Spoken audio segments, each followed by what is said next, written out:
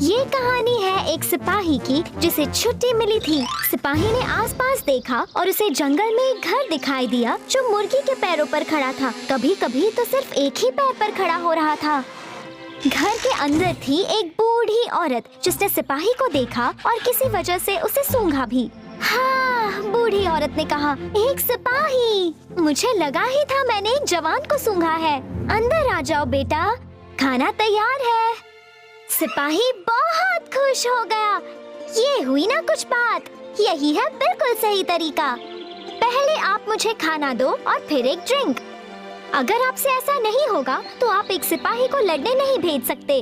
घर ने अपना पिछला दरवाजा जंगल की ओर किया और आगे का दरवाजा सिपाही की ओर।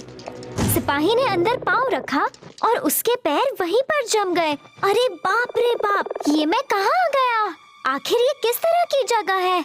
ये कोई मामूली घर नहीं है और ना ही ये कोई मामूली बूढ़ी औरत है।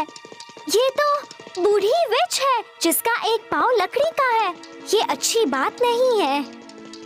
और बूढ़ी विच ने उससे कहा, तुम शर्माओ मत प्यारे सिपाही, इस फावड़े पर बैठो, मेरे अवन के अंदर जाओ और जरा अपना सिर संभाल कर।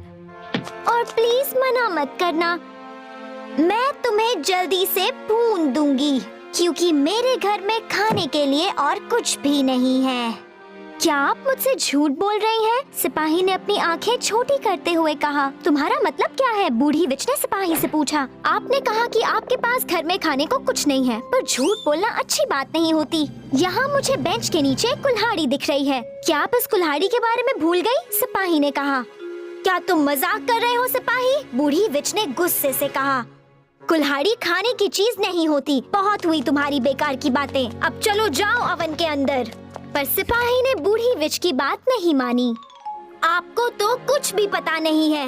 आप जल्दी से एक बड़ा सा बर्तन ले आइए और बताइए मुझे ताज़ा पानी कहाँ पर मिलेगा।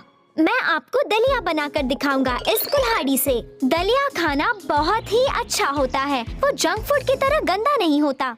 ताज़ा खाना खाने का मजा ही कुछ और होता है। बूढ़ी विच ने एक पल के लिए सोचा, ठीक है सिपाही, जैसा तुम कहते हो वैसा ही करते हैं और देखते हैं तुम क्या खास कर लेते हो।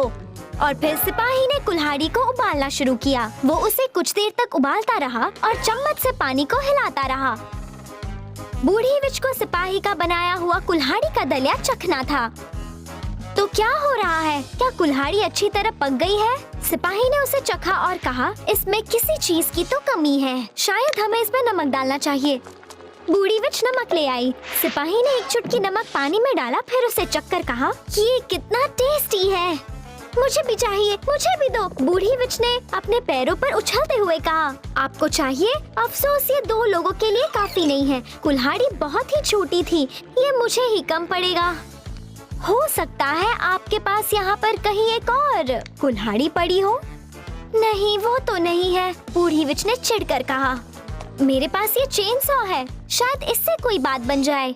सिपाही ने चेन सॉ लेते हुए कहा, नहीं, इससे बात नहीं बनेगी, ये तो बर्तन से भी बड़ी है। क्या आपके पास किसी तरह का अनाज है? हाँ हाँ, मेरे पास अनाज है, बूढ़ी विच ने खुश होकर कहा।